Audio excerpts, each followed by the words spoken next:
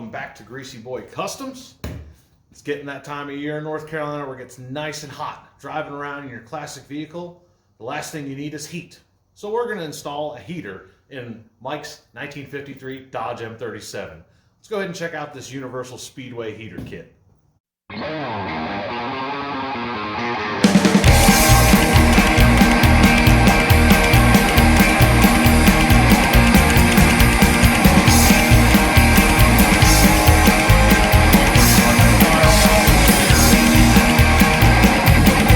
Mike's truck needed some heat, so we made it happen. We've got this kit we purchased from Speedway, part number 359722. This kit is about $168, but with tax and everything, it comes to almost $180 once it arrives at your doorstep. It's a really nice kit. It's very basic and simple, easy to install. It comes with your control knob right here. It also comes with your mounting bracket, and there's only 3 wires. Not bad at all to hook up. It comes with an inline fuse as well already. And with it being as compact as it is, it's pretty easy to mount just about anywhere on most vehicles. The only thing this kit does not come with is going to be your fittings where your hose passes through your firewall, as well as the actual heater hose itself, and the extra wiring you may need to connect your battery power and ground and your wiring to your switch. Let's go ahead and take a look at the fittings and talk about passing it through the firewall before we get it mounted. While you're plotting out where you want to mount your heater and thinking about the steps to come, you also need to add in there where you're going to run your hoses through your firewall. There are several different methods to do this. The method I went with is very simple and clean and effective, and it's also inexpensive. This is called a bulkhead fitting. So this fitting, as you can see here, has a nut that is adjustable. You cut a hole in the firewall, I believe it's 5/8 on this one, and then you'll have a washer on each side.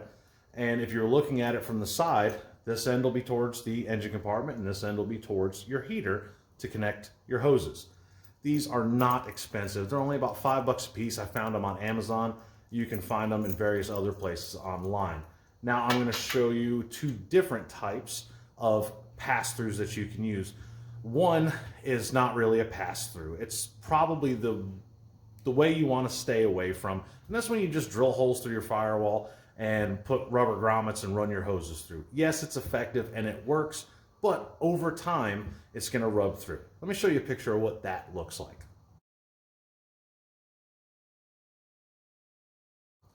The next one I'm going to talk to you about is referred to usually as a bulkhead fitting as well. If any of you have ever installed a vintage air conditioning setup, this is the type of fitting we're talking about.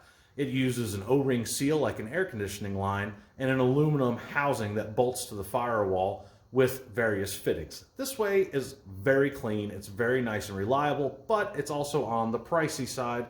And this is not a pricey looking truck. This is a tough, mean looking army truck. Let me show you a picture of what the bulkhead style that I'm talking about looks like right here. Before we move to the inside and start plotting out where we're going to mount our heater box, you need to make sure that you have 2 available locations to tap your heater hoses into. If your vehicle already had a heater core in it, more than likely you already have these ports. On the Chevrolet engines, like this small block here, usually there's a plug in the water pump that you can remove and add a pipe fitting. Also, on those same engines, there's usually one in the intake manifold as well. Make sure where you run these lines that they're not going to be laying on the exhaust or they're going to be against anything that's spinning on the front of the engine. Now let's go ahead and move to the inside and talk about mounting it, picking the location, and doing the job. All right, here's our unit. We went ahead and bolted the bracket on. You're going to hold it up in various places or have an assistant help you and see where you want it to go and make sure it's going to work. You see those 2 copper pipes on the side? Those are your lines. Wherever this bolts, you want to look back to your firewall and maybe make a mark with a marker like we did here and here to show you where the lines are going to come out. You always want to make sure to come out on the other side and figure out where those holes are going to come out to make sure it's not going to hit anything, be in the way. And unfortunately, with this application, the fender is going to come in right here, but we are still going to go right here. We'll just make an accommodation to run it through the fender or underneath it and come in. Unibits are a great tool to use. You can drill a pilot hole and then go ahead and drill it out with this. It's stepped up on this one in standard increments 3/8, 7/16, so on and so forth. Luckily, the largest size on here, which is 3/4, is what we're going to use to drill the hole through here. So let's go ahead and get the hole drilled. We already drilled the other one. We'll get it started in there. And look at that, nice and clean. This looks nice on the firewall, it's secured well, and you don't have to worry about rubber hoses going through the metal and rubbing as you move around going down the road.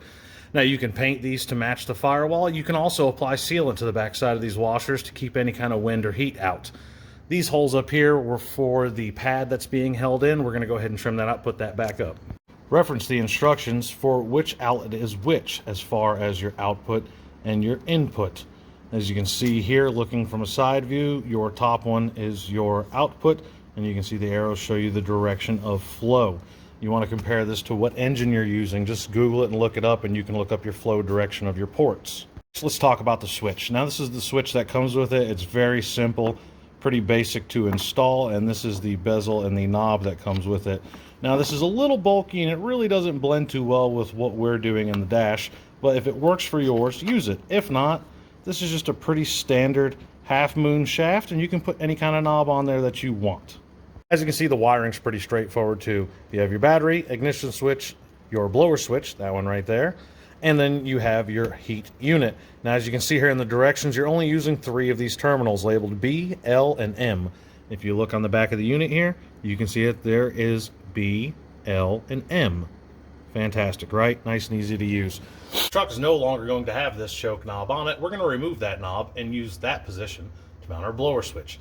Easily accessible by the driver, and then we'll find another smooth knob and paint it green so it matches the dash. Let's get that choke out, mount that, and then we'll run our wires. As you can see, we got our switch mounted. We'll go ahead and do a knob later.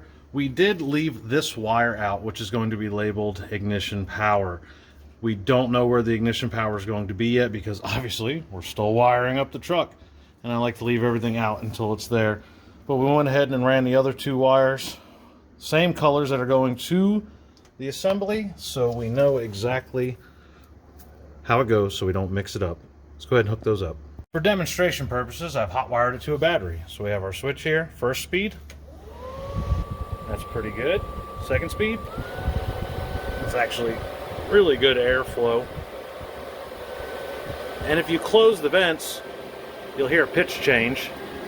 That's because the motor's struggling a little bit because it's trying to force the air out of less area. You can turn these and face them different directions, 360 degrees.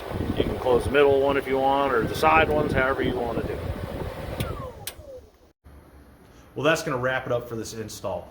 Again, this kit is compact, easy to install, and it's affordable. This has a wide range of applications, not just a big green army truck. You can use it in just about anything as long as you have the room. You don't necessarily have to mount it underneath the dash too. You can get a little creative and mount it other places as long as it's in a safe spot and you can get the hoses and the wiring to it safely as well. Again, if this was a completed vehicle, unlike this one, you would want to secure your heater hoses to where they don't rub on the exhaust, on any moving components or metal edges. With the wiring harness inside, you want to make sure the same. Loom up your harness, tape it up, zip tie it up, secure it to where it's not going to rub on anything. Make sure you use the appropriate gauge wire that they call for in the instruction manual, and you should be good to go. Again, if you have any questions, feel free to email me at greasyboycustoms@gmail.com. Also, feel free to visit Speedway's website. It's pretty easy to navigate, and you can put in the part number that I provided at the beginning of this video to search the product and look into it a little bit more. Thank you for joining me. Until next time, happy hot rodding.